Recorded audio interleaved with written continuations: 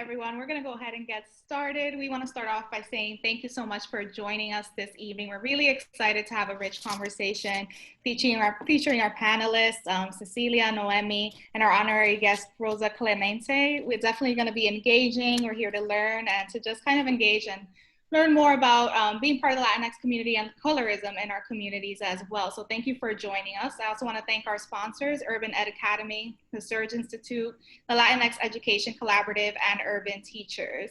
I'll kick us off just by sharing a little bit about myself. So my name is Millie Gonzalez, pronouns she, her, hers. Currently in the Washington, D.C. area. I work with Urban Teachers. I'm one of their assistant directors, managing school partnerships and ensuring that teachers are successful and are able to successfully stay in the classroom for the long term. I've been in education for over 7 years at this point. I'm really excited to engage in this conversation and just hear from everyone in this call. So I'm going to pass it over to Alexis, who will be our co-host. Hi everyone, my name is Alexis Aranda. I am the Special Projects Manager over at the DC site for Urban Teachers. I recently joined Urban Teachers, the DC site team, a couple months ago. I was on the finance team before that, and my experience and background is actually in corporate America. I was an auditor before all of this, realized very quickly it wasn't for me, and then made the transition over here, where life has been much better, to say, honestly. And in order to introduce our panelists, we have the following question. So for our panelists, who are you? What is your current role? And why do you think it's important that this conversation is elevated?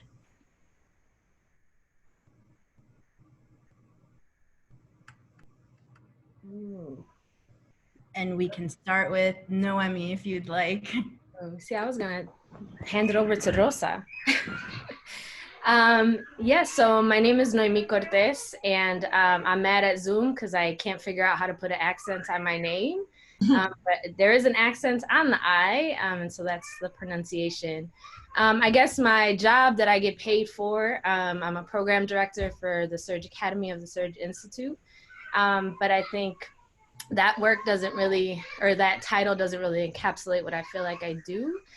Because I feel like the work that I do is really about the sort of decolonization of our collective consciousness.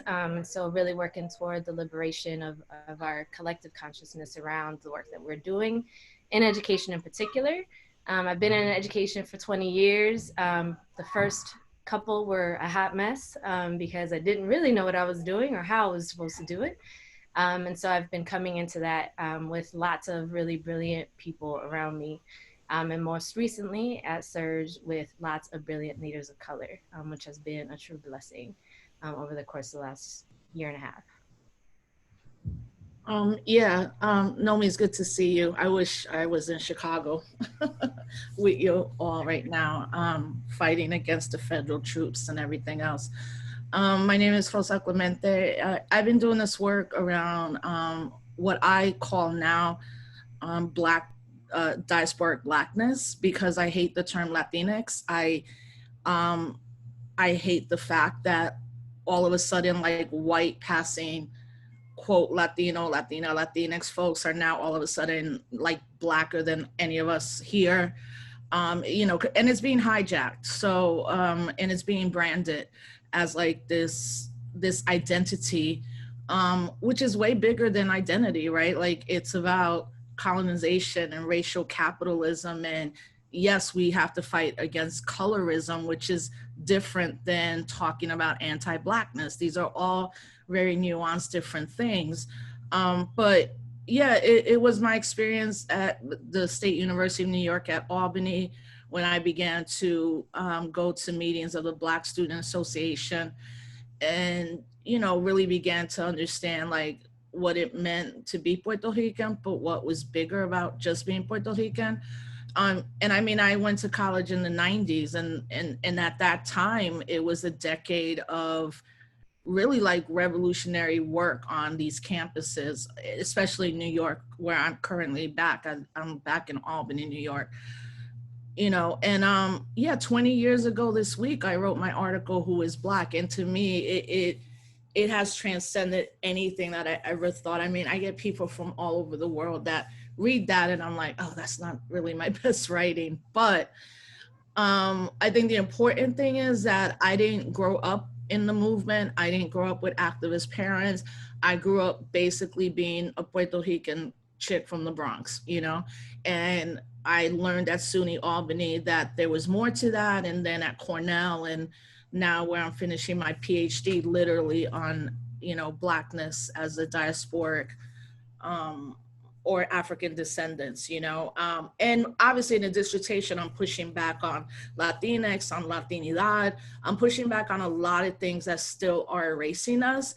And it's very dangerous at this political moment, because we need to be spending time on, you know, looking back in our history of solidarity with each other as Puerto Ricans and Dominican, Jamaican, and all other Black and Indigenous folks throughout the world.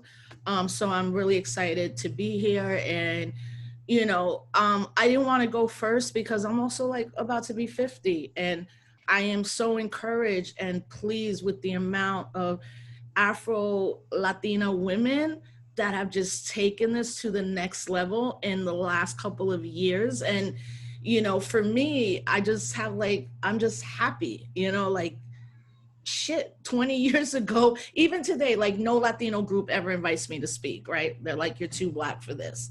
And then in quote, Black spaces, particularly African-American spaces, is where I've made my home and where I have felt the most comfortable, you know? So I'm just glad that younger sisters, especially sisters, are taking this to a level that I didn't think we'd be there that quick, because until 2 years ago, you know, it was a few of us, and now there's thousands of us. And to me, that's the best part of us having discussions like this. I guess I will go next. Rosie, it's good to see you. I had the pleasure of interviewing and having a fireside chat with Rosa it was about 2 weeks ago, summer in Kansas City, at the Women of Color Leadership Conference at 2 years ago. Was that You said no, 2 that was weeks. last summer. Well, whatever. No, there's no concept of time. I shouldn't have interrupted. Nobody knows time. Go ahead. And so my name is Cecilia Nanya Belzer-Patton, and I am a veteran educator and a community organizer. And my current role is a political operative working to help to have access to affordable healthcare in the state of Missouri. I always have my educator lens on when I'm doing all the things that I do. And so that is why I am feel so very grateful and honored to be in this space. I think that it is important for us to elevate this conversation because there has been enough elevation of conversation of the things that tries to divide us and that does a very good job of making us feel like that we have less in common than we have that is more in common around our Blackness, around our ways in which we are connected at the root, around the ways in which we can build collective power. And that is what I am into. I am about what are the ways in which I can dismantle white supremacy within myself, and hopefully in every collective organization conversation that I'm in, and to build the ways in which we can move together in power, in purpose, and creating a new world for ourselves, creating a new normal for ourselves. I think that we are all on this call and in this webinar positioned at this precipice for a reason. Rosa just talked about how this has been going on for 20 years and 20 years before that, around the ways in which, and 20, much longer than that, right? Around the ways in which we are made to feel not whole, and how we are at this moment of being able to push a change around our health, our wellness, our wholeness, our humanity. And so that in and of itself is a way to move forward. I am about decolonizing my mindset, and those whom I teach, my students, their families, and helping us to realize that there is nothing wrong with us as Black people other than the fact that people have told us that there is something wrong with us as Black people, and as people who are all the same root. We may speak different languages. We may find comfort in different things, but we all are of the same root. And that's why it's important to elevate this conversation.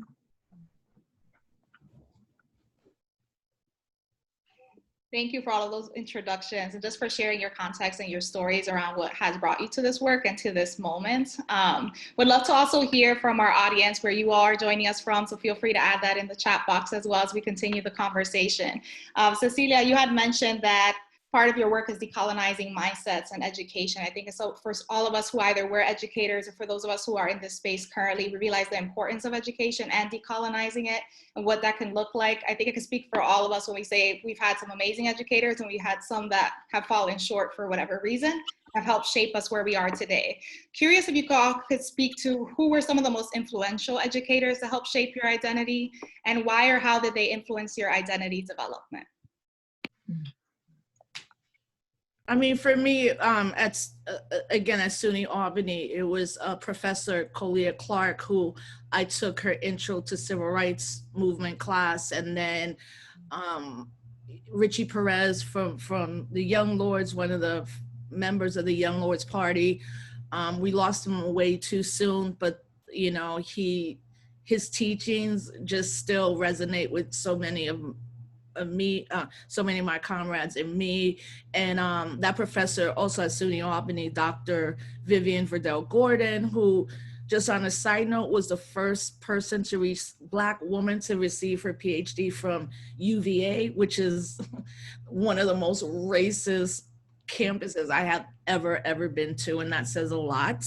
And then Maita Moreno Vega, you know, like, to me, she's the queen, you know, like, she has been doing this work since the early 60s and doing it within arts and politics. And we're so blessed to still have her.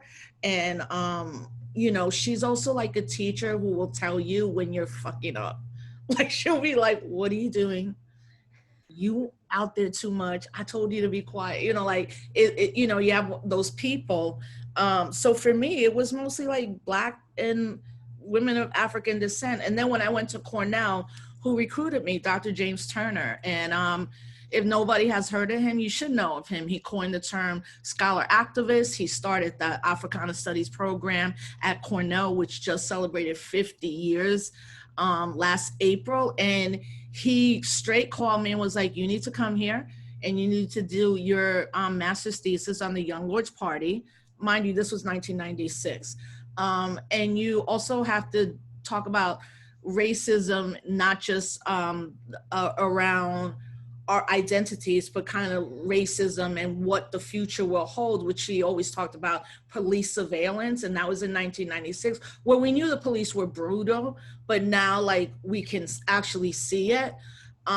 You know, so I would say Dr. Turner, Maita and Vivian Verdell Gordon, who is no longer with us, but Maita and Dr. Turner are, that really just always were there for me, honestly, when I was going through a lot of things, whether I was called a sellout in the Latino, like larger student associations in New York State and on the East Coast, because I referred to myself as a person of African descent then, all the way to now where Dr. Turner and Maita are like, you're ABD, but you're not PhD, so you need to finish your dissertation, you know, so.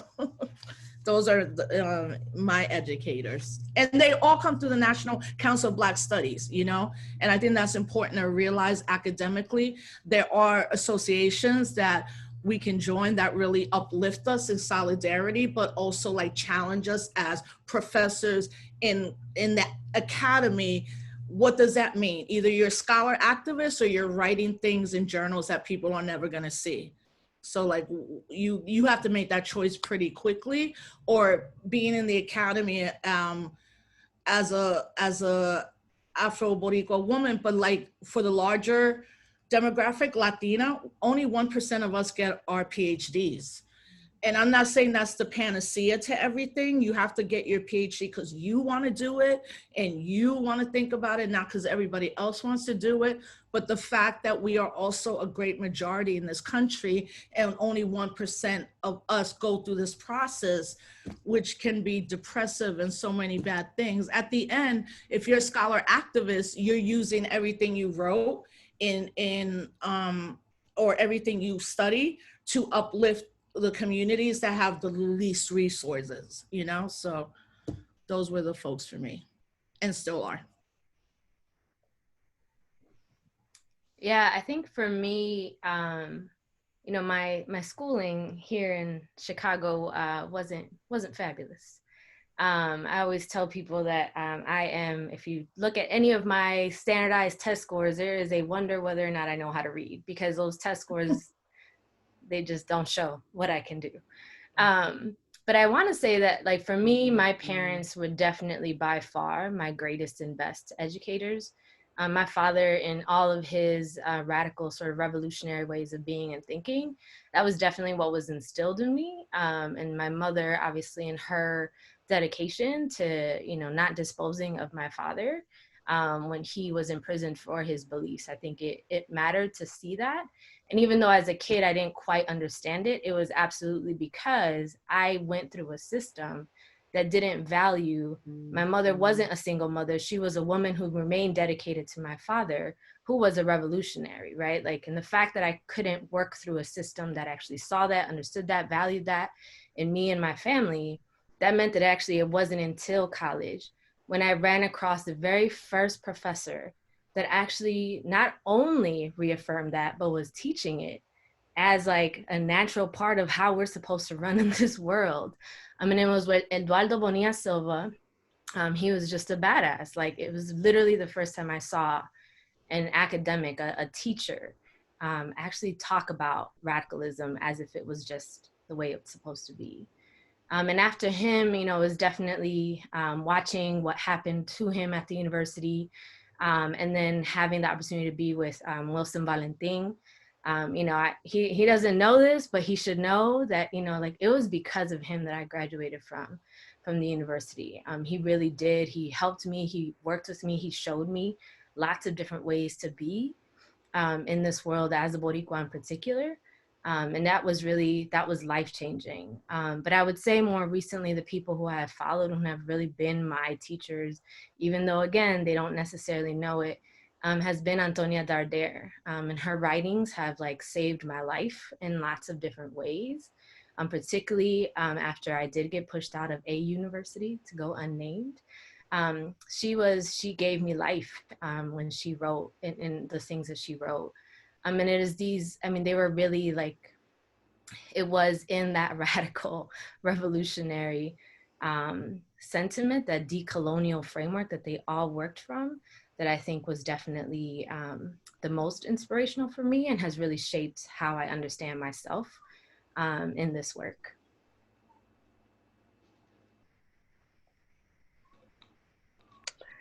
So I want to echo Noemi that definitely my parents and my grandparents were my first true teachers. And I come from a family of educators. And so teaching me what I wanted to do, and also being examples sometimes of what I did want to do when it came to a colonized mindset, when it came to being a person who is Afro-Latina, who highly identifies as an African-American, and who our family lost a lot of Latin culture because of loss of language, right? And being how we presented in the South, which means you Black, especially in the 1950s and 1960s and 1970s, you're a Black person. And so I think my family gave me a lot of fertile ground of who I was, being proud of that, and also the ways in which we allowed our lightness of skin, our lightness of eye, our hair that has the ability not to look like my hair looks right now, to allow us to move through the cracks and in the middle, around meritocracy, around being educated, around all the different ways in which we were able to ascend, that I was able to learn from that, and learning from that, not wanting to be tied to that. I think professors that and teachers that really helped to move me into the centeredness of who I am and all that I am was one of my first professors of literature at the University of Oklahoma, Dr. Yvonne Fontenot, who helped me to understand that it was the complexity of my identities was okay. And the not being comfortable with the complexity of my identity was okay too, which really helped to agitate me around who I am, and that that I could be all of those things and whatever I wanted to be, which really was important for me. Also, when I got to New York and spent over a decade in New York, definitely Marta Moreno Vega is one of the first people who gave me permission to speak into myself as a person who was Latinx. And I had always felt a lot of things around that because of loss of language. My family has been able to contain that root in our names, names that, that are not traditionally African-American in any kind of way, and in our food, but not in our language. And so that is one of the first things that people throw at me. Well, do you speak Spanish? I have learned to say, do you? Recognizing that I know what you're trying to do to me, and no, you cannot do that to me, right? And so she was very instrumental also in being a priestess of Yoruba, and recognizing that all of these things could and do move within one another, and that it was okay for me to do that too, right? And not that I needed permission, and yet I needed permission, and not that I needed validation, yet I needed validation. And I think that this is the thing that happens as we are trying to decolonize our mindsets, as we are trying to let go of imperial values, as we are trying to release all of these things that have not been useful to our wholeness and our wellness, have been really important to me. Just on the ground, just my brothers and sisters who have been able, and siblings who have been able to recognize me. Edgar has been one of those folks here in Kansas City who said yes, and did not make me need to explain that, right? And I'm grateful for that. I'm grateful for being able to move in all of the ways in which I do, and being able to recognize myself in everybody on this call, right? Which has been a journey. It has been a process. It will probably be a journey until I am no longer in this body on this earth. And it's one that I very much access. So. Thank you for that. And moving forward with our next question for the panelists, how would you define anti-Blackness?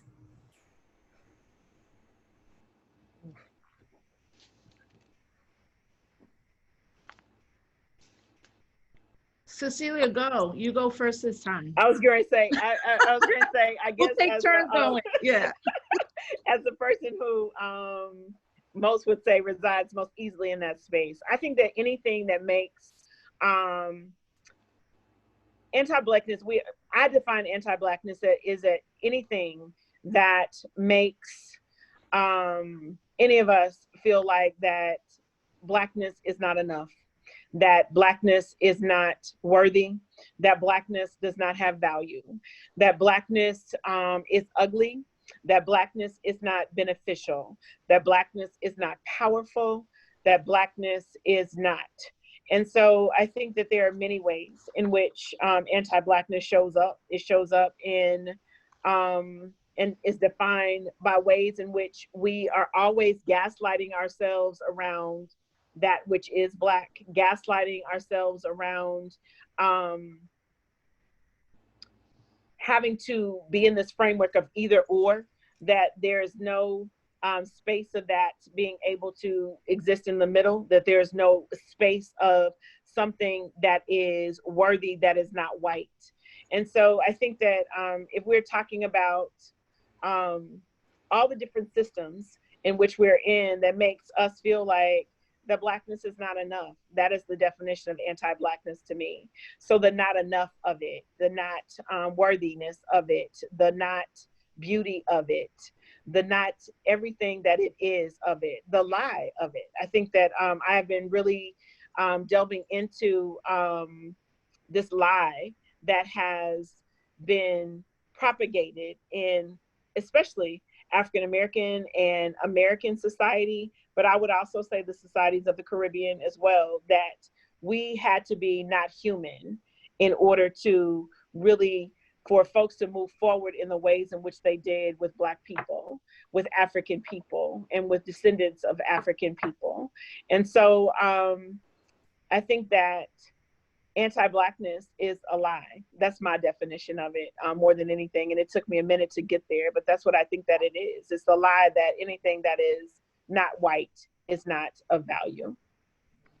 Yeah, I mean, I'm writing a lot of this right now in the dissertation. And for me, I've gotten this from the University of California in San Francisco and their Multicultural Resource Center.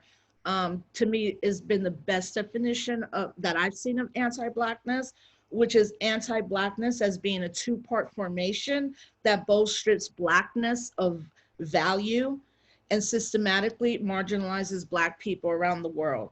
This form of anti-Blackness is overt racism, but anti-Blackness is also the disregard for anti-Black institutions and policies. And then disregard is the product of class, race, and gender privilege. So when I think about it on an individual level, right? Like anti-Blackness, we see it all the time, and it's not specific, which is another thing I'm really pissed off about lately. It's not specific to, quote, Latino people. Like fucking Clarence Thomas and Susan, is anti-Black. Condoleezza Rice is anti-Black.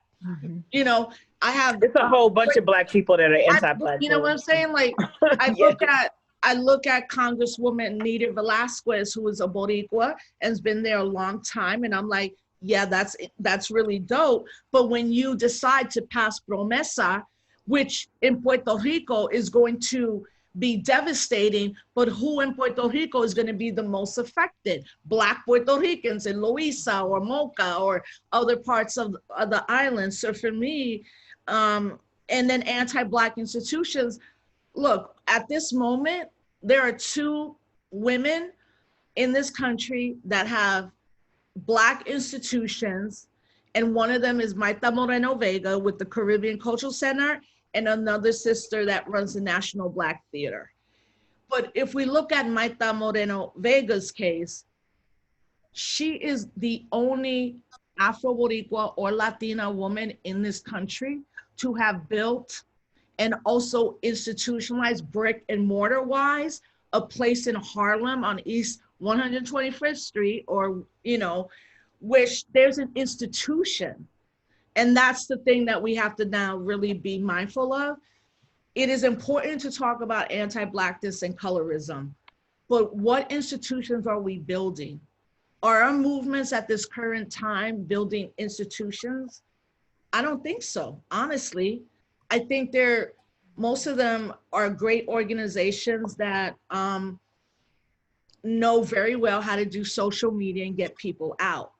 But is this more reactionary, and how do we build institutions, right? So that's the term. I mean, this is the definition that I'm using in my dissertation, but also really asking people, what does that mean that we have only one Latina woman in the entire United States that has built from the bottom up an institution that is going to be there when she's not here physically and when we're not here physically?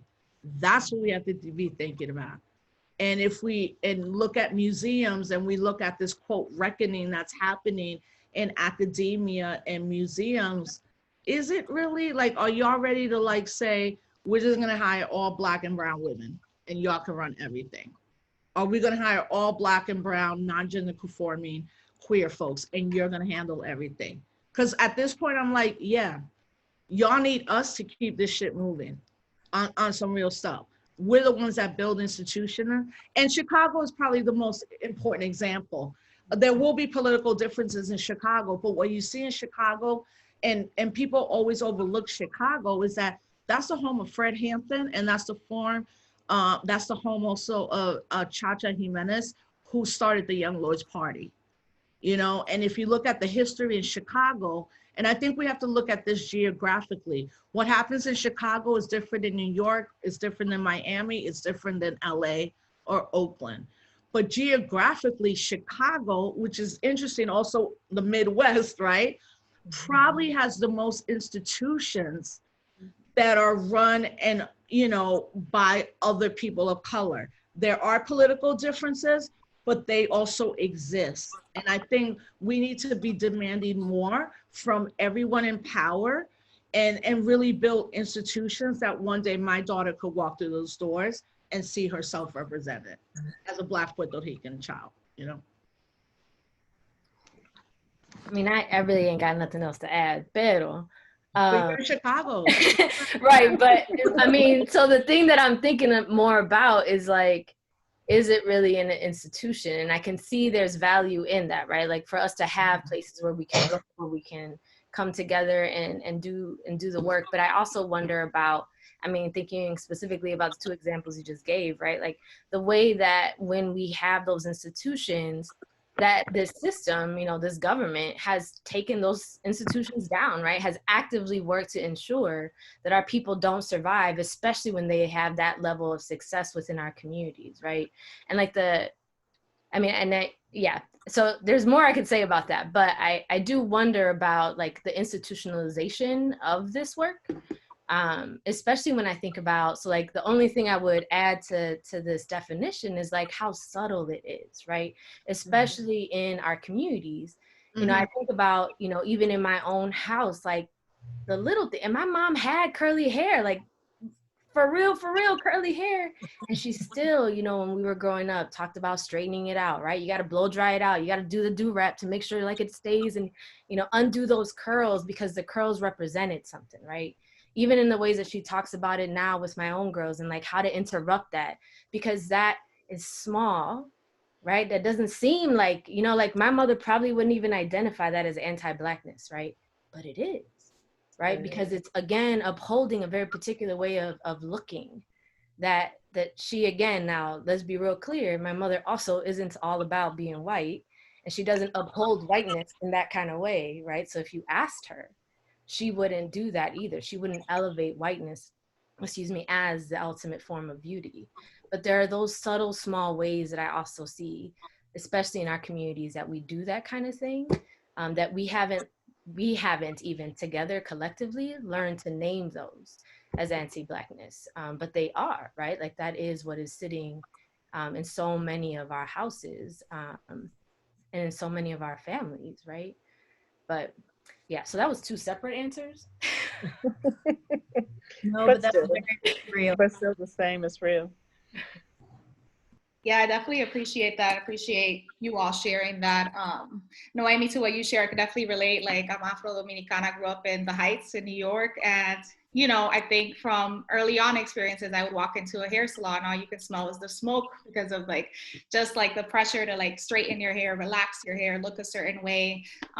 So to me, like when I think about anti-Blackness, it's like that subtle pressure, right? Subtle, not subtle, sometimes conscious or unconscious pressure to move towards whiteness, right? That we've inherited as a people. And I think this generation and like the work that a lot of people are doing trying to dismantle that, but it starts with that awareness.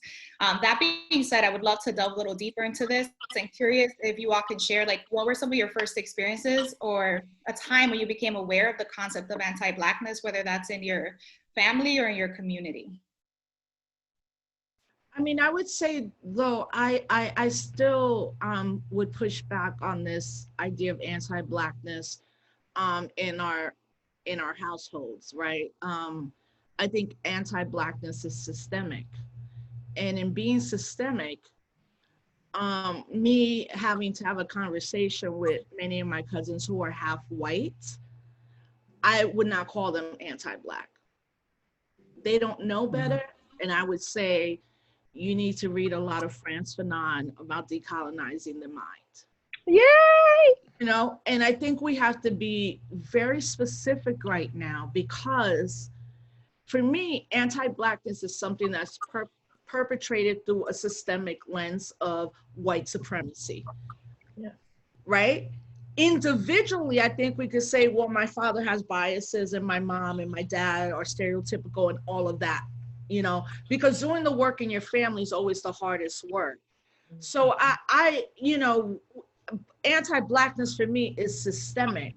we're having conversations and pushing our family, you know, saying like, yo, stop saying that shit. Well, first, stop saying the N word. Second, like, how are you so different from somebody on the other side of East 149th Street in the Bronx?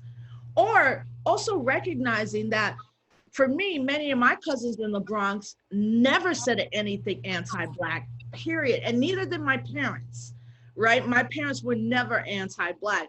I just think that, especially for Puerto Ricans, the center is always being Puerto Rico or Puerto Rican, right? And everybody will say, no, we don't have racism. No, we don't discriminate. We're, you know, that's just how it is. Because I think to be anti-Black, you also have to have a level of power.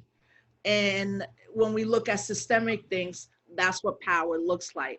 You know, so I think it's important that we don't take terms that are imposed on us to talk to our families about. I think we use the terms now as people that are educated around the work of ending white supremacy and globally, that we can have these nuanced discussions. Where in my family could be as easy as me telling one of my cousins, like, yo, if you ever say that again, you're not going to see me anymore. Oh, and why? Well, let's sit down and go over like our family lineage, you know? So, you know, that's what I would say about that. I think there's a lot of work that's happening. I just always really remind people that at the end, this is what white supremacy wants, right? That we as the majority in the global world are not unified or have solidarity where we can support each other in ending white supremacy, patriarchy, and capitalism throughout the world, you know?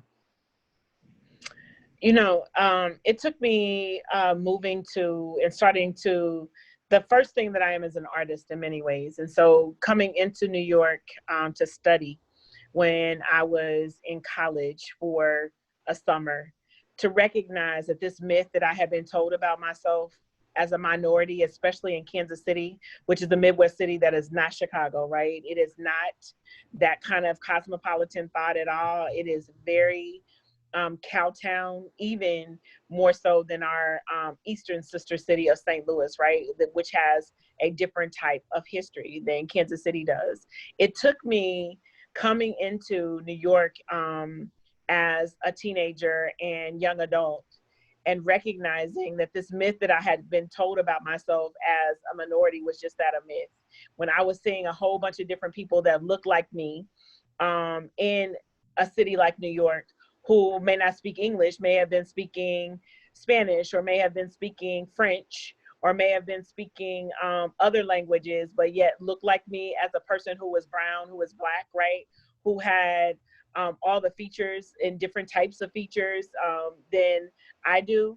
For me to move into recognizing that we had been sold this bag of tricks. We had been sold this way in which we will move in the world and progress in the world around this anti-Blackness, not because we're necessarily anti-Black, but because we have been taught that that is the only way we can survive, that this system is the only way in which we can ascend, that this system is the only way in which we can operate under some type of meritocracy. And so I think that I agree with Rosa on that, of that there is not, and this is the head game that it plays with us, right? Even as we find beauty, even as we find value, even as we find worth in ourselves, it is the way in which we have to always be making sure that that is the way in which we move and not gaslight ourselves, because we've been getting this messaging from so many other places, every system in which we're in. And so for me, it's having the conversation with my aunt, who talks about and loves telling the story of her mother, my grandmother, who could pass, who did often pass, and who did things like would move into, in segregated Jim Crow South, would pass to go, not to have to stand in these long lines for her and her sister who could not pass, who would leave her by herself, would go to buy the tickets for the movie and then come back and wonder why that was such a story that was valued. Because when I heard that story, I often heard the pain of how we separate ourselves around access, how we separate ourselves. And not that my grandmother did not go back and get my Aunt Lola, right? But that she felt the need to want to have that access, to not have to wait, right? It's something as simple as that, is the pain of that which we have been told that we need to do to separate ourselves from our family, to find the ways in which we can assimilate, to find the ways in which we can have these things that help us to ascend. And so to me, the anti-Blackness is built in those systems. It's built in the ways in which we are the majority in this space, in this earthly realm, and yet we are always made to be looking outside of ourselves to the other. Because what I'm clear about is looking to the other is a way in which we are always looking up, like there is something that is greater, bigger, better than we are, as opposed to being able to see all of us in that. And so how do we dismantle that anti-Blackness in these systems so that it does not move around within us, in our families, in our communities, in ways that are detrimental to who we are? Yeah. Thank you for that. And then switching gears slightly, just because of the pandemic and everything that we're seeing nowadays in the news and in the radio and everything. So the question is, how do you think the media, specifically the media of the Latinx community, sorry, Rosa, has perpetuated the concept of colorism? That was funny. Thanks for that meme right now.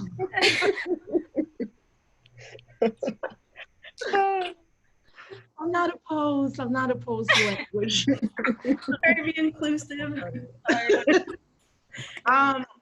You know, obviously there are no people that look like us on mainstream media, and there's very few of us still in quote progressive or left media, period. You know, and if we had to look at Telemundo and Univision, we'd be all fucked every day, you know. So like, and in fact, Mi Gente, one of my political homes, I'm a member, you know, has put out a petition to Telemundo and Univision around the whiteness of the Latinos, Latinx people that they have on air. So, I mean, I think at this point, we just have to create our own spaces. And, you know, I've recently done that. I launched the Disrupt the Chaos, a show called Disrupt the Chaos, although I ended it last week for two reasons. I got to write a dissertation, but also, you know, I was also very disappointed in the amount of people I know that have some power and influence within the nonprofit industrial complex that I should have known better, that would support, you know, a Black Puerto Rican having really dope ass people, because I had incredible people like on the show, you know. So with that, I think we have to look at media that embraces us, and there's not that many right now. So I urge people to always write and create things, and that's all we can do. And I think looking at it in the context of the pandemic, right? I really don't think people understand the death toll that this has taken on quote Latinx communities, right? Like Iowa and Nebraska and South Dakota, where you're talking about thousands of our people who are mainly, a lot of them undocumented, that have died, you know, of the coronavirus. And one of the things is that we are demographically considered like Latino people, which in itself disengenders women and non-gender conforming people. It also, what we've seen in the media a lot is the central focus when it comes to our people is undocumentation and what's happening at the border, which is critically important. Critically important as well is that first, when I talk to a lot of younger folks out there, they were born here. They never have been back to their homeland. They don't speak Spanish, or an indigenous language, right? They've grown up in Chicago and the Bronx and Miami, Florida, within this context where they don't see themselves, period. So then how do we deal with this kind of 60 million people that are diverse, but also have diverse political discourse and political opinions? And part of that is because undocumented people never count, right? That's why the media loves to say undocumented people or illegal, you know, or at least up until the year before alien, you know. So I just don't, I think we need to have a very robust discussion in many spaces about how we create our own platforms to talk about our stuff. And I think it's important that we look at like Latino Rebels or Maria Hinojosa or Alicia Menendez or Marisol Franco from Mi Gente that have been very pro-Black and having really good discussions, but how does that trickle down when at the end, all of this is coming down to people who have money and people who don't. And undocumented people are literally the reason we're still eating right now. We have to understand that. And as well to understand, lastly, like not only geographic location, me as a Puerto Rican woman, I don't have the experience that my other Latinx folks have. I am not an immigrant. My parents didn't have to go and cross a border or the border crossed us, didn't have to take 60-day journeys to come to America. My dad and mom got on a plane and came here. With that said, I did want to show this, and I hope this resonates with people when we talk about how the system sees us, not always how we see ourselves. We have to understand how the system sees us. So I don't know. So this says,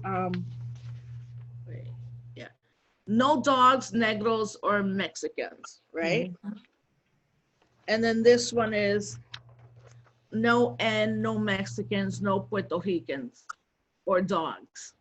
These were signs in down south before the passage of the Civil Rights Act of 1965, right? This was what segregation looked down south. And what we haven't had enough conversation about is the number of particularly Mexican women and men that were hung in Texas and lynched in the Southwest, but also that the system of white supremacy did not see the difference of us ethnically.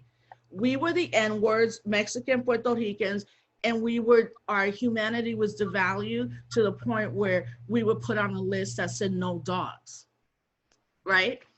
And that's what we've been fighting against. And we haven't been in that struggle for that long. When you talk about history, you're talking about this was in the early 1960s, 60 years ago. I'm sure you all have people in your life that could be like, yo, I tried to get on a train, but then when I got to Virginia, I had to change and go to the back where Black people were sitting because someone viewed me as Black. So yeah, I'll stop there. And Rosa, they on those signs, because I've seen them in the Carolinas, they used to say no Jews.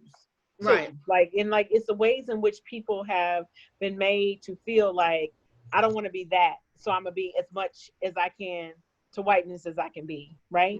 I'm gonna move all the way to that I can go to. But yeah. I mean, so that speaks into the system, right? Like, so we have not been taught our history, and that cycle kind of continues it because in part, a lot of us have our stories, right? Our stories come to us from our families, right? And the learning that we can get from our history comes from that oral storytelling, right? Which then the system devalues, right? Which then the system tells us is not worthy of maintaining, of not keeping, of not sharing, of not passing down, right? And like the way that this system sort of ensures that we don't get to know is the thing that has been true about what has happened to us, right? Like we don't actually, there are so many folks who don't know that history, Rosa. Like it is, and it is actually even shocking to me sometimes, not as much anymore, but you know, when we share that story, how even people still disassociate that. Well, it wasn't all of us though, right?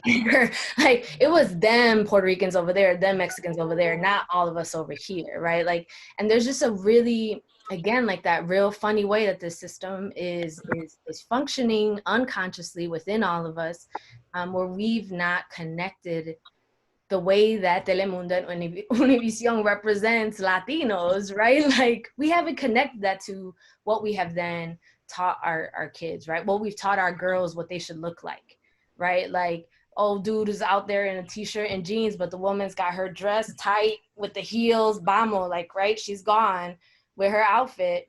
And we haven't talked about how that very subtle message is sending a message, right? Like that's still part of the way that this system has very unconsciously, in many ways, I understand, taught us who we are and who we are in this country, right? Like, you know, because of the narrative being, it's all these undocumented aliens, illegal, blah, blah, blah.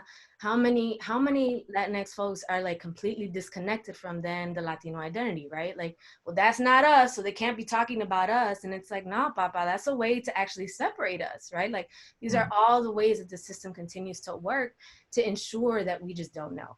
Because to keep us divided makes it so much easier for white supremacy to stay in its place, right? It makes it so much easier for those who have the power and the privilege to maintain it.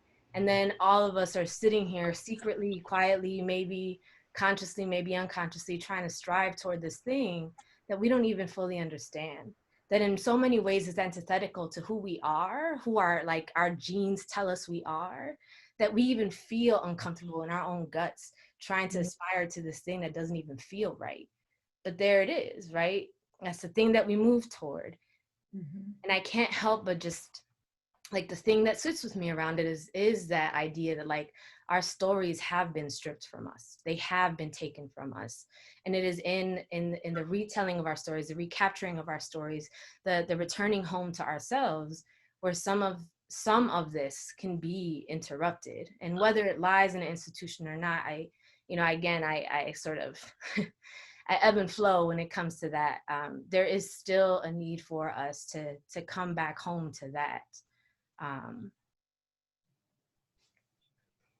Yeah.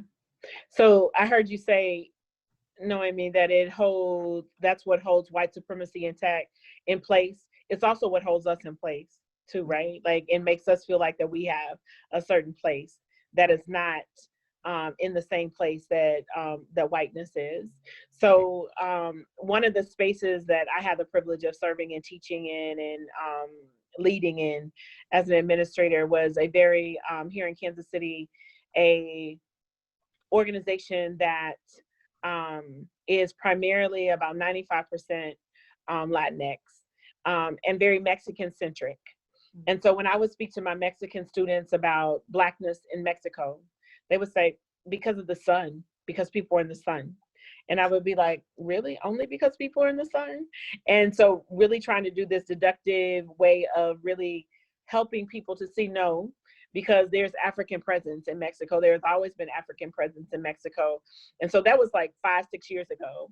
And to see now that this is the first time on the Mexican census that there is a space where people can be Mexican and be Black, even though we have experienced that throughout that space, that we are still having people to tell us what we can be and how we can be. And this is the first time now that this whole root of people can recognize that they can be Black and Mexican, Black and Dominican, Black and Cuban, Black and Puerto Rican, Black and Colombian, although Colombian people feel like that they Black, but Black in a lot of different ways, right? That people are, and not have to choose. And I think that that is a very important thing of what that then does to, I keep going back to this cognitive dissonance that we are always having to fight around us being enough. And how do we continue to do that and do everything else we are purposed to do? And that is, I think, the thing that pisses me off most about this lie of us not being human, is that not only do we have to do our jobs, love our families, be with our friends, find our hobbies, find the things that we advocate around, we also have to be in the constant dismantling and decolonizing of our mind, which is oftentimes really, really exhausting. And like, how do we do that? And be in that space of doing that and not default to this way in which we've been socialized to be in this soup, to be in this water that is whiteness.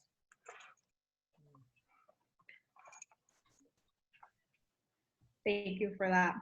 The last question we had is kind of broadening up the conversation a bit. So many Latinx or Afro-Latino communities with strong cultural ties to their African ancestry, specifically places like Puerto Rico, Brazil, Dominican Republic, claim there are people in these communities that sometimes claim that classism and not racism has more of a lasting impact on their racial identity development, in part because in these countries, quote unquote, money whitens, or in other words, wealth can elevate your status and becomes more important than your racial identity. How would you all respond to this idea?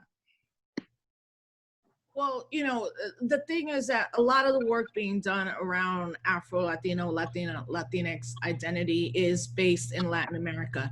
I base my work here in the United States, starting from the creation of hip hop in the South Bronx. You know, I think we just need to look at Brazil, right? Like Brazil has been for a long time, especially in the academia world, the kind of multicultural democracy. Right? But first we have to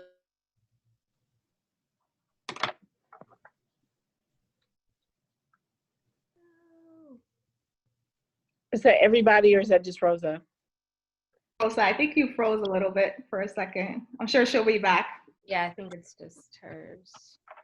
No, Rosa, come back.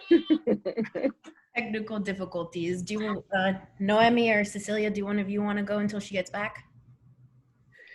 I think that that is the structure of white supremacy culture, is it makes us think that it's only one thing, or that that class is the thing. You know, I have had that conversation with a lot of our brothers and sisters who I specifically recall a conversation with folks who had immigrated to Kansas City from Honduras, and how they could not see that it was white supremacy culture and white supremacy and racism that was the thing that was interrupting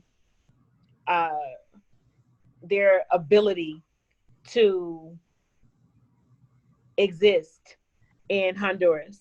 All they could see was it was the managers of this plant that they had worked in that looked like them. They could not conceptualize that it's a whole system that then pushed the folks who were in management at the plant to behave in the way that they did. And so I will say, yes, classism is a thing. There's no doubt about that. The intersection of race and class is a real thing. I also think it is white supremacy culture that makes people think that that is the thing, as opposed to, no, it is the thing of anything that makes us think that we are not worth what we are. Class is a part of that. But the real root of it all, I believe, is the ways in which we have all been hoodwinked into feeling like that if we can move more towards whiteness, we can move more towards a certain socioeconomic class. If we can move more towards whiteness, that we will have more access to education. If we move more towards whiteness, then we will have more access to housing, employment. I could go on and on and on and on down the line. And yes, class is associated with that. And it would be easier, I think, and less painful for many of us to not have to look at what is really going on, is that thing that makes us not white, that thing that makes us brown or black or anything that is not white is the thing. And it's easier to think, oh, but if I can just make this money, oh, if I can just move up in the socioeconomic class, which I want to tell people that anybody who is not that 1% of those rich folks all of us are working class. I don't care how much that people tell us we're middle class or upper middle class or all of those things. That all we need is about 6 months without a job, and we will all recognize that there is no such thing as this middle class, this upper middle class myth that we have been taught, right? So all of these ways in which it would be easier to look at that as opposed to really looking at the thing that messes with our minds and messes with our beings, which is always trying to be white and not trying to be who and what we are. Yeah, I'm sorry, I got dropped, so I just wanted to say, like, I think Brazil is an incredible place where we need to also study the resistance of Afro-Brazilians and academics like Professor Nascimento that really, really deeply talked about this. In Puerto Rico, we could look at Loíza, where Loíza, you know, a lot of the community self-contains its own self because they know if they were to be out there, the racism they would face, or La Pela, which is right in Old San Juan, that's trying to remove all of those, you know, Black African descendant Puerto Ricans. You know, and lastly, I always encourage educators to really talk about slavery and enslavement in a way that I wasn't taught, which is most Africans that were taken from the continent were not dispersed in the United States. 14% were. The other 86% of those, maybe 60 million, some people will say 80, 100 million Africans that were taken end up in what we now know as the Caribbean or Latin America. And also given the choice of identifying as Black for the first time ever happened at the census that Mexico took. And they finally added a category for Black people, and 1.8 million Mexicans, you know, racialize themselves as Black. People are like, that's not a big number. I'm like, yo, that's a big number. You know, what would it look like if we were able to take the 2020 census, which I filled out, and there was a category that didn't say pick Hispanic, but you can't pick race. Mm-hmm. In fact, I just, you know, I put in a certain, I was like, can pick being Puerto Rican, but I can't pick being Black.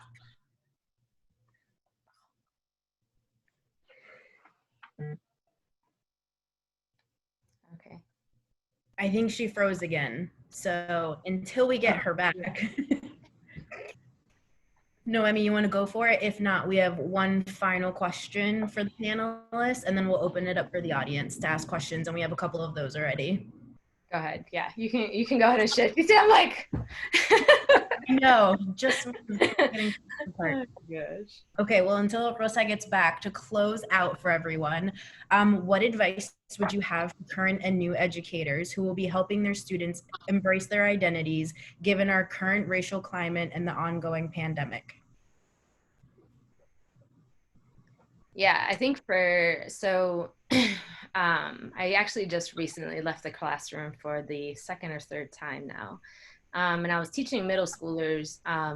And the thing that I really emphasized was one that we come from a long lineage of fighters, that we all loved on each other, that we all came together as communities to help each other, to support each other, and that our varying cultures that we all kind of practice now came from a convergence of all of that was beautiful at that time, which is, again, not to say that like enslavement was beautiful and genocide was beautiful. What I'm saying is that these people came together, these disparate cultures, these disparate languages came together and figured out a way to do something beautiful with that. And so I really try to root my students in knowing and understanding that it wasn't genocide and slavery that made us, but it was the desire of our people to see us into a future that made us. And so I wanted my students, and that is the thing that I want all students, all youth to really know, is that we came out of a beautiful desire to live, out of a courageous desire to live, and that our folks, our all of our ancestors with some badasses who ensured that we survived. And so that's what I would want teachers to teach our students. I want teachers to teach our students that they are enough, and that they are enough, and that they do not have to shift who they are in order to be intellectually curious or intellectually advanced, that they don't have to shift their tone of voice or code switch their behavior or their language, and that we do that by helping our students and their families to see themselves within us. And so one of my biggest frustrations I had when I was an instructional coach and facilitator in districts, and a social justice and restorative justice coordinator, was a math teacher in high school telling me, well, looking at me so oddly when I said, you know, like, where are your Latinx mathematicians on your walls? Like, how we're 95% Latinx school, and looking at me and like, there's never been a Latinx mathematician or scientist or a historian, because they have not been taught to think outside of themselves and who they are. They have also been taught to believe that Latinx families don't want their children to retain those things that make them themselves. They want them to have access to things that will make them be able to be, to ascend in this society, which, you know, I think is false and a myth. I think both of those things can exist at the same time.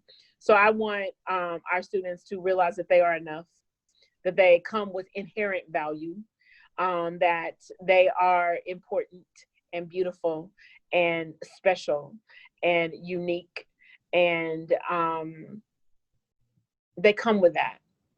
And I don't care if they come here and they don't have the language. That does not mean that they were not, did not have intellectual prowess before they got here, right? And I think that that is one of the things that happen, especially with folks that are coming that are immigrant culture that come at any point in time. It is this, you know how people speak loudly to people who are blind, as if they cannot hear because they are blind, right? That we treat our immigrant culture, Latinx folks, Africans, as if they had nothing before they got here. We have everything we need, and we are enough. And that's what I want educators to help. That's what I want educators to help their Black and brown children to see, their Black and brown youth to see, that they are enough, and then some. Thank you so much for that.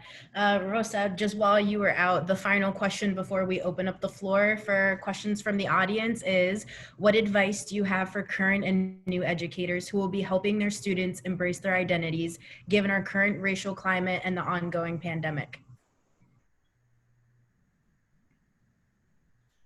I'm so sorry, but I always think the feds.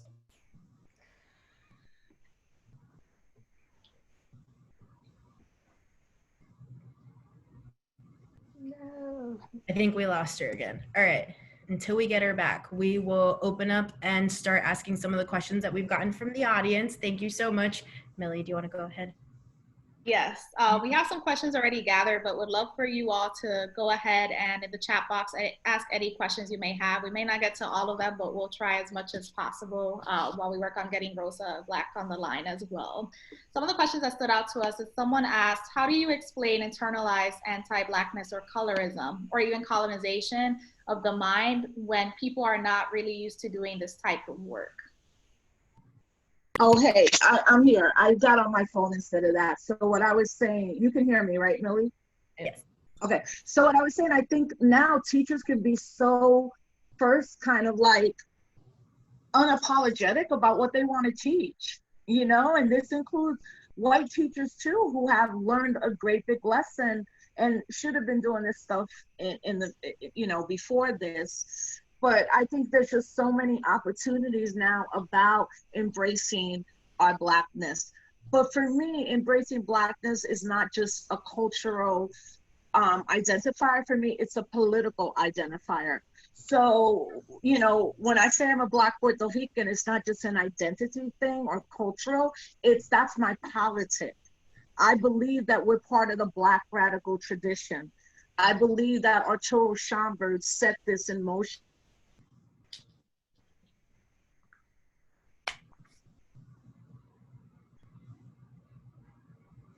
I think we lost her for a second. And that really is the FBI right there. Right. Interference. I'm so, like, with teachers, what they're going through right now is, you know, I've talked to so many teachers who are like, I'm writing my will in case I die. I don't want to teach. Like, I miss my kids, but I don't want to infect them. I don't want to get infected. And I think right now I'm going to follow what teachers unions are asking all of us as parents and those who have children in our lives, and say, our teachers should not be forced back into a brick and mortar building when this pandemic hasn't even hit the second wave. And that creates a lot of opportunities to do things online as well. So thank you for that. We're going to go ahead and pivot to some of the questions from our audience. If you haven't had a chance already, feel free to add your questions to the chat box. We've already collected a few. We won't get to all of them, but we will do our best. One of the questions that stood out was, how do you explain internalized anti-Blackness or colorism or colonization of the mind when people are not really used to doing this type of work? What advice would you all offer?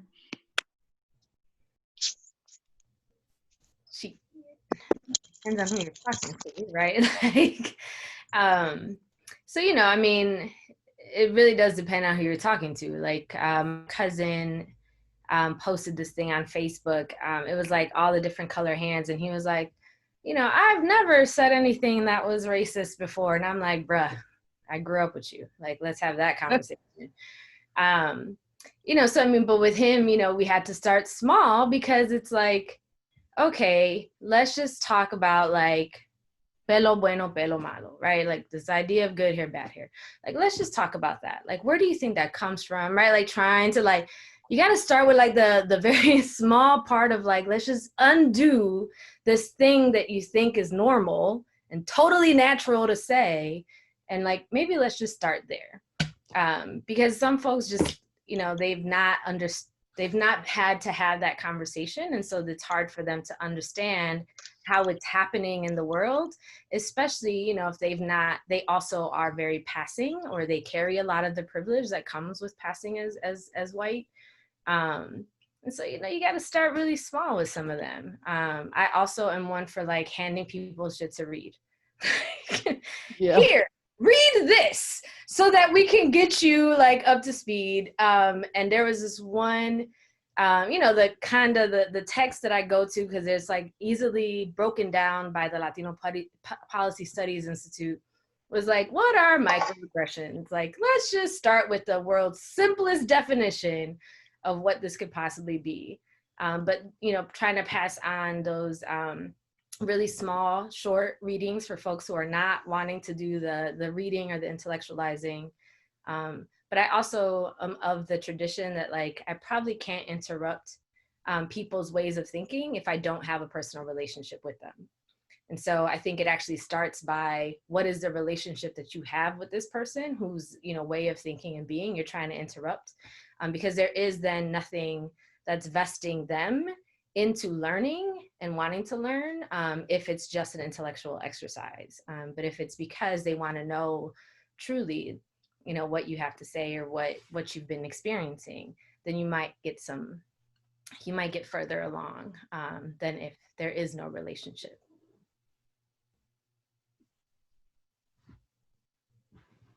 Thank you for that. And moving on to the next question from our audience. There's actually been a few questions around this topic, so if you feel the need to expand, please feel free. But what defines someone as Afro-Latino? And then we've also gotten questions, can someone be half African, half Mexican, and so on and so forth? Well, if you live in the United States, what identifies you as Black is one drop of Black blood. You know, that's how this country has, especially during enslavement, really defined who is the other. And I would recommend this amazing book by Dr. Yaba Blay that deals with colorism called One Drop: Shifting the Lens on Race. There's over 75 people in this book, including me and Maita Moreno Vega, and how we define ourselves. So if you're looking in the United States and around that one drop rule, us as Puerto Ricans or Dominicans or Colombians or anyone else would have not been in the big house. Let's just say that. We would be on the fields, as many of our brothers and sisters are right now. So I think people have to really understand, especially educators, you have to define race, you have to define ethnicity, you have to define these things very clearly. Because if we look at it through a racial lens that the United States has created, as a Puerto Rican, when I'm not a race, that's my ethnicity in my homeland. My race is Black, you know, as it's defined in the United States. How it's defined in Latin America and the Caribbean is ever shifting. And you can have one discussion in Puerto Rico, that it will be a very discussion in Cuba, that'll be very different discussion in the Dominican Republic. Yeah. Thank you for that. We had a similar question. Someone said, I recently experienced backlash from family members for identifying as white Latinx. I am a light, fair-skinned Puerto Rican with European features who has not had the experience of a Black person. So my identification as a white Latinx is not dismissing my heritage or ethnicity. However, they were not hearing this from me. Any advice on further navigating this conversation? I would like to speak on that. I think that that goes back to an example, and I'm saying this with love, whoever said this, that goes back as an example of anti-Blackness, needing to identify oneself as a white Latinx as opposed to a Latinx person, or as opposed to whatever ethnicity one is a way in which we have been taught then to move into space that is anti-Black. And so I think that I would suggest that, and I would encourage, more so than suggest, I would encourage that whoever spoke that and asked that question, my encouragement and my suggestion is to explore that need within oneself to define our journey and our experience in any way other than me being a Latinx person or me being however I want to identify. And I think that the need to put white on that separates the way in which we have all been. There are all types of ways in which we present in diasporic spaces. There are ways in which Africans present in diasporic spaces that is not traditionally what one perceives is African or African featured. And so the need to do that and to identify in that way is that way in which we have been socialized to feel that there is only one way for us to be. Yeah. And so, I mean, yeah. I mean, whiteness excludes, Blackness includes, right? That's what it comes down to. So, and the reason we have now this kind of white Latinx, Latina thing floating around is because you are people who are embracing your colonizer. You're embracing your abuela's rapist. You're embracing the reason you are able to say, I'm a white Latin. Like, why would you have to say that? You know, and I think that's a lot of what you just said, Cecilia, like introspective. And like, why does that person feel the need to say I'm white? Especially where we are in history right now, when there's a white supremacist and white supremacists running our country. Absolutely. Right? Absolutely. And just a layer really quickly, I don't want to miss the other part of what she asked, which is like, and she recognizes that she has privileges that allow her to like access the world differently than for any of us. And to learn more about that, to study that a little bit deeper, because that is where we start to create the divisions, right? Like that's where, without that understanding of what then are the experiences of those of us who don't have that passing privilege, it is incumbent upon you to learn that and understand that better. And to use that shit, to then go into spaces where you can, and to use it for liberation, right?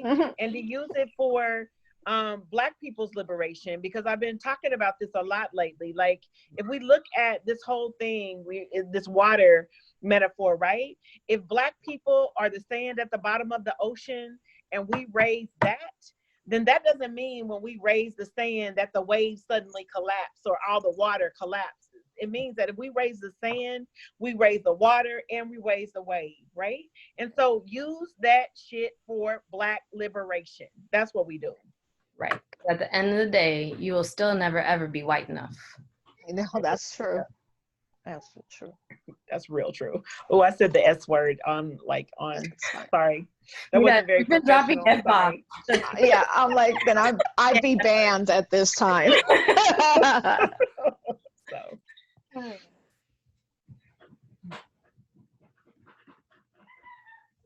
Okay, and there is actually kind of a follow-up question on that note that we were just talking. So please excuse me, I'm reading it word for word, the way the question is. It says, some Black Latinx anti-racist activists are encouraging light-skinned Latinx folks who identify as white, not white passing, but simply white, and not participate in POC spaces. Does this shift in language, identify politics and language, make sense to you? Is this the anti-racist work that needs to be done by light-skinned Latinx folks at this point? I mean, first, who is saying that?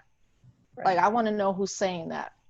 Second, look, my experience, which I've written about within Black Lives Matter, I had moved to LA right when Black Lives Matter was growing. And I was embraced by the BLM LA chapter.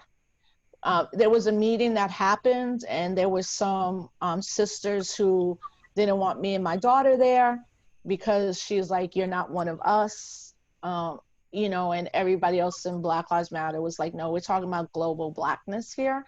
So first, like, who's saying that? And second, to do this work, you got to have a tough skin, okay? Especially with language that's being created for us. Now, all of a sudden, to me, I'm like, what's a non-Black person of color? I'm confused.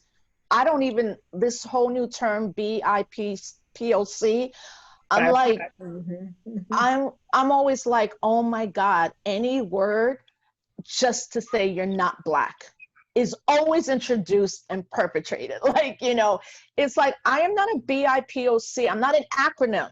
Like, I am a Black Puerto Rican woman. And if you can't say that, that's your problem and that's not mine. So I would ask the question, who is saying that? Because if you look at Richie Perez or you look at people from the Young Lords, not everybody was phenotypically what people would consider Black.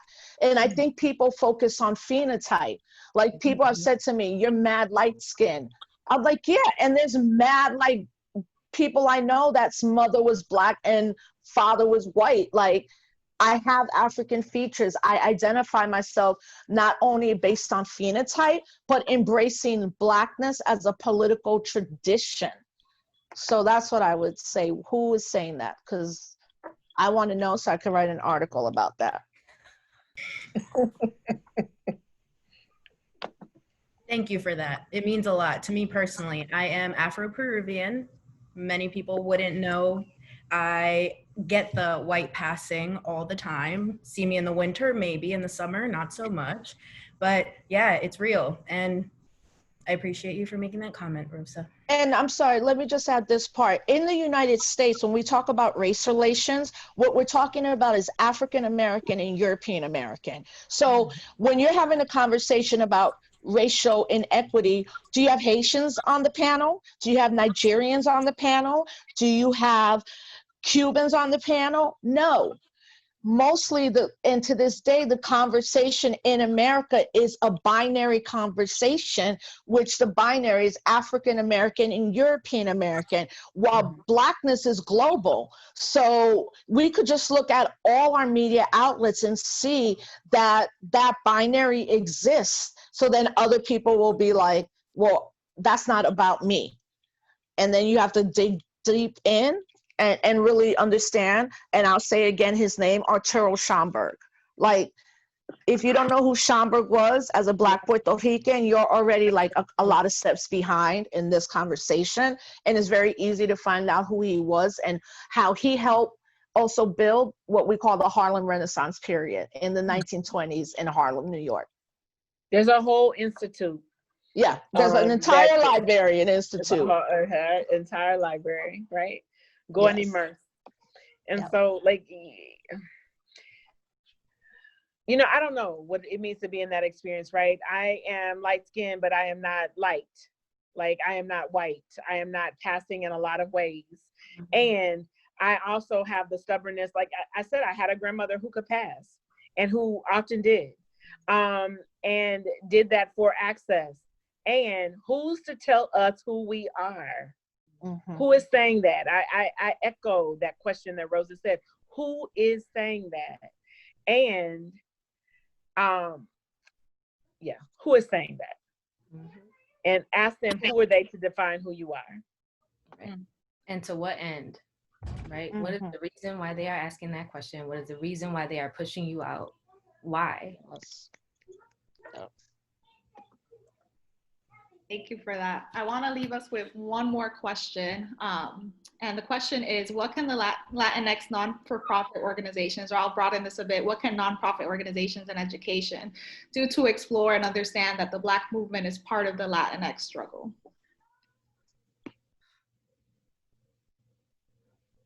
Well, I mean, for me, and having worked in a lot of nonprofits, I don't have a lot of faith in them, you know. There's some good people that I know are in the nonprofit world and are really funding a lot of good discussions. But I think the question right there also, again, goes back to, like, look, who named us Latinx? We know why the X was put there, but only 2% of, quote, Latino people in this country even know what that term means. And I think we have to be very careful about language, because language can be colonizing in itself. You have to decolonize language, especially coming out of the academy and educators and the nonprofit industrial complex. And right now is that people are seeing these opportunities money-wise to be made about having these discussions, but really aren't talking about structural systemic change. Because if we really broke structures and systems, a lot of these nonprofits would not need to exist, right? Like, if we stop police brutality tomorrow, a lot of nonprofits would cease to exist. So you have to have an understanding of the nonprofit industrial complex that continues in itself to perpetuate systems and putting like a dent in them, but not really tearing them down. So around that, like, I wouldn't even say, what is then Black liberation and who's included? I think what the thing we have to understand about Black liberation, and Robin Kelly talks about this in the Black Radical Imagination, is that if we are Black and we're talking a Black majority in the world, then we are fighting against systems. And that includes from educators all the way to nonprofit, all the way to what's happening in corporate America. It's one of the reasons why I think that, I'm sorry, no, I mean that people can't even imagine, like, people are so spooked about defunding the police, much less abolition, right? It's because people in that not-for-profit industrial complex they recognize that if we do those kind of things, that we have worked them out of a job. And so that these things are always aligned with money and with power. And so asking people good people, well-intentioned people, and yet people still who are aligned around this pipeline to money and this pipeline to power, asking them to willingly let go of that. What did Frederick Douglass say? Power never willingly. It never gives up to itself, right? And so asking people to understand that is like asking the sky to be green instead of blue with a few clouds in it. And so how can we imagine different ways in which we create these spaces that we want to see, these spaces that move into the power that we want to have that don't currently exist. I'm not interested in a lot of ways of helping the current systems try to see themselves in a different way. I am interested in building systems that are about our wellness and our wholeness from the get-go, and not as an afterthought. Or, yeah. I also feel like I'm not sure a lot of people even know where the term Latino came from. Right. You know what I mean? Like, I want to push people to just even interrogate that, learn that, understand that history. You know, because even that shit is, one, it's loaded, and two, it wasn't even that long ago. Let's just be real clear that like that term came to be. Because before that, all of us were always white. On our birth certificates, on our parents' birth certificates, like, unless for some reason the doctor was like, no, that child is Black. And that's it. That was all that there was ever before the 70s. And so I want to like push us to interrupt again this idea that like what we're pushing toward is whiteness. You know, Cecilia has said this several times. We're always pushing toward this end, and Latino allowed us to be like, well, okay, fine, we're not white, maybe kind of, but then we're also not Black. Like that's where that word actually comes from, along with some other stuff. I'm not gonna, you know, like there's more to it than that, obviously.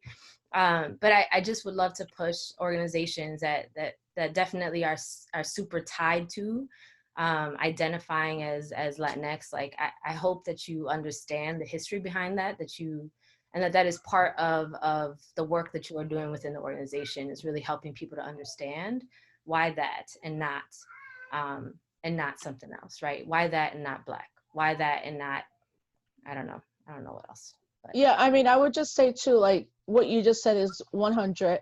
And really, it was a pushback against the term Hispanic on the census, because Hispanic literally means descendant of Spain, of Europe, right? So there were groups in the 70s that were like, hell no, and came up with a term, and then it was Latino, which it didn't include women. And then now we're here at Latinx, which is again academic, and then Latinidad in itself erases indigenous and Blackness in the academy. But that part of naming, I think, is crucial. And that's a very individual thing that will feed into Black liberation. And I know we're over time, but I would just say people look at why, and then none of the words we use now have any connection to land. And land is the seed for all revolution, right? When I say Puerto Rico, I'm saying the land. When I say Colombia, I'm saying the land. When I say Latinx, I'm not saying race, ethnicity, or land. And Stephen Biko, who was one of the greatest fighters around apartheid South Africa, said, merely by describing yourself as Black, you have started on a road towards emancipation. You have committed yourself to fight against all forces that seek to use your Blackness as a stamp that makes you out as a subservient being. And that's what it comes down to. When we say Black, we're part of a struggle. When we say white Hispanic, white Latino, we're disassociating ourselves from the larger Black struggle around the world that has seen us resist. And lastly, we have to stop looking at ourselves in colonization terms. We go 1,000 years deep into what our people created, right?